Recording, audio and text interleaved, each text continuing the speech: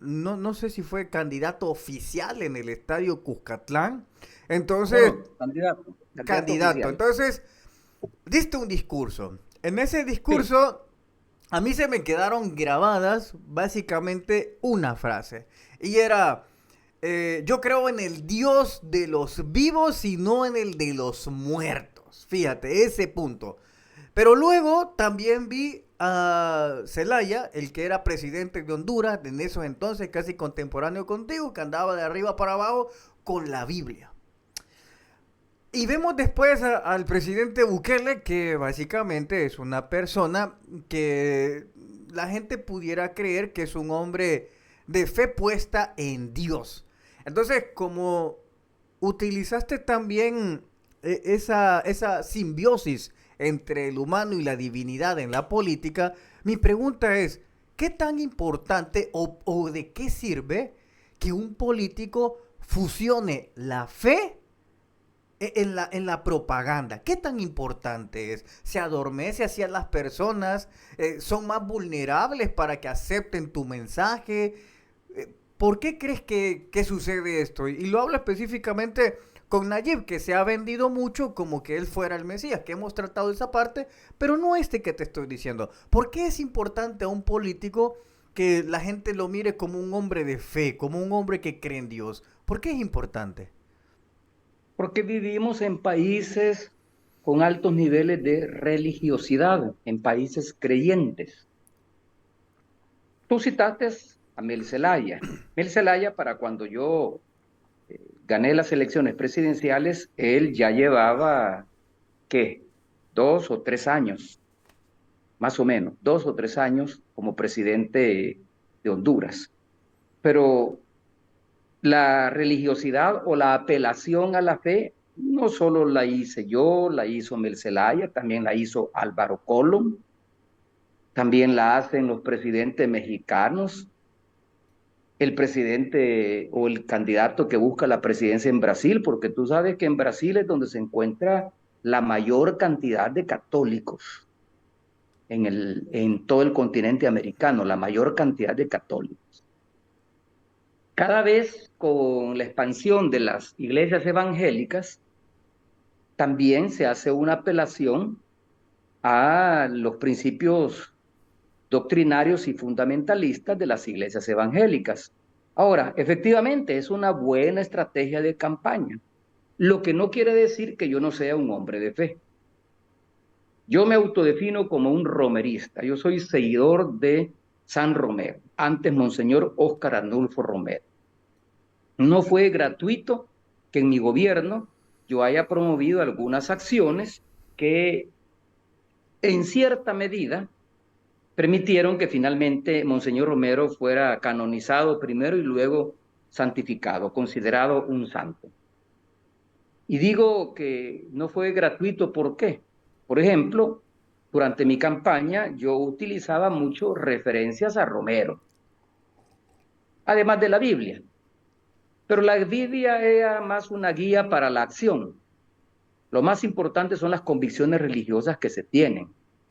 La política social nuestra tiene su fundamentación en la doctrina social de la iglesia. Ahí tiene su fundamentación. Cuando yo aparecía en los spots con la Biblia, obviamente que ahí había una estrategia de campaña de buscar atraer al votante católico y al votante evangélico que todavía creía en ciertas leyendas urbanas con respecto a la izquierda y en mi caso a mi candidatura. ¿Y a qué me refiero con leyendas urbanas? Hay que tomar en cuenta que la elección anterior presidencial fue en la que participa Shafik Handal y pierde. Shafik Handal fue presentado por la derecha como el anticristo. Fue presentado por la derecha como un comunista ateo que no creía en Dios y que era capaz de devorar niños y de convertir en jabón a los viejitos.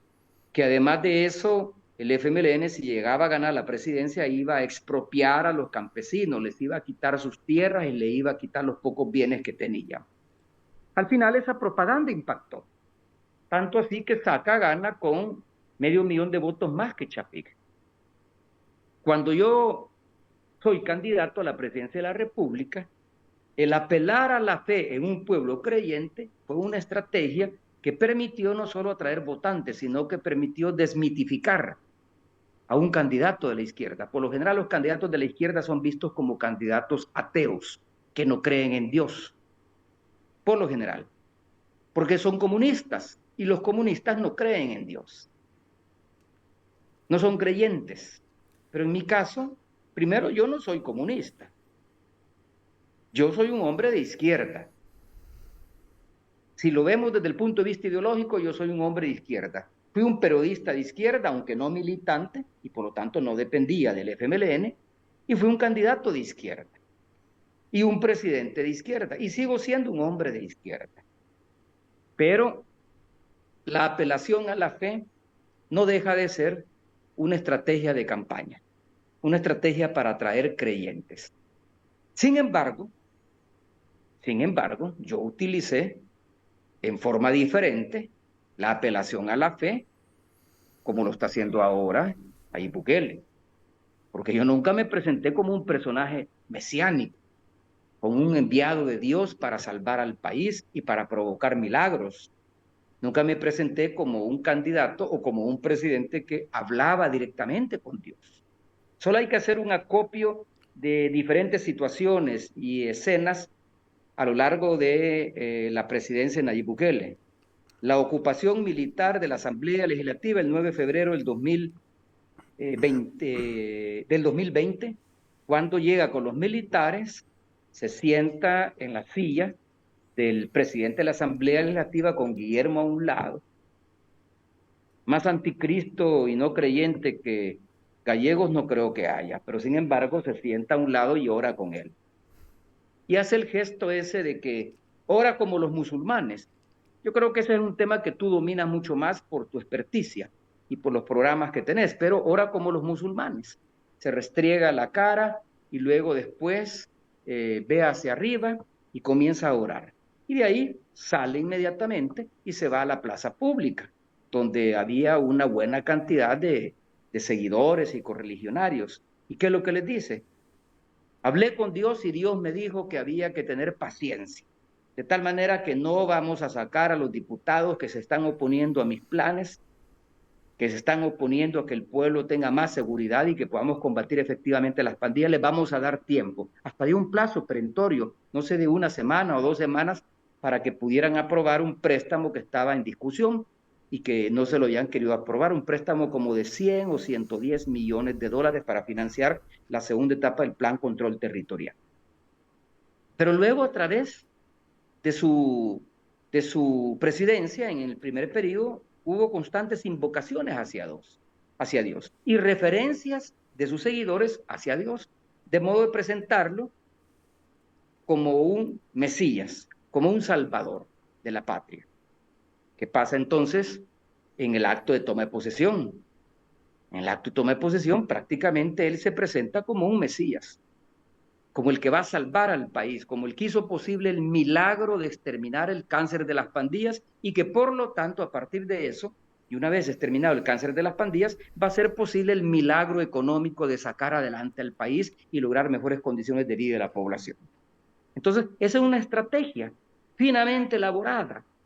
Yo no estoy cuestionando si Nayib es creyente o no es creyente. No estoy cuestionando tampoco cuál es la religión en la que él profesa, en la que él milita, si es católico, evangélico o musulmán. Aunque hay varias imágenes donde se ve que sus hermanos están en una mezquita orando, porque el primer fundador de mezquitas en El Salvador es su padre, que fue el gran imán. Y ese cargo o ese rol de imán de los musulmanes lo hereda el hermano mayor de Nayib Bukele, del primer matrimonio de don Armando Bukele. Se me ha ido el nombre de cómo se llama. Pero lo que quiero decir es que aquí hay una estrategia de fondo, aquí hay una simbología. Es decir, presentar a un presidente como enviado de Dios, que todo lo que hace no solo lo autoriza, sino que lo exige Dios. Eso permite enfrentar resistencias, enfrentar oposición. Por eso es que no me resultó raro que cuando se hace el juramento, él le pide a la gente que no se opongan a las medidas, no escuchen a la oposición, dice. Pero no solo le dice no escuchen a la oposición, presentando a la oposición como el principal enemigo del pueblo salvadoreño y del país, sino que dice no hay que oponerse a las medidas. Juro no oponerme a las medidas que tendrán que adoptarse. El presentarse como el Mesías, el presentarse como un líder espiritual, facilita enfrentar resistencias. Y eso está demostrado a través de la historia en todos los pueblos del mundo. El líder espiritual tiene más facilidad para enfrentar resistencias que el simple líder político o social. Y yo creo que esa es la estrategia que está de fondo. Perfecto. Antes de seguir, voy a tener otra pregunta.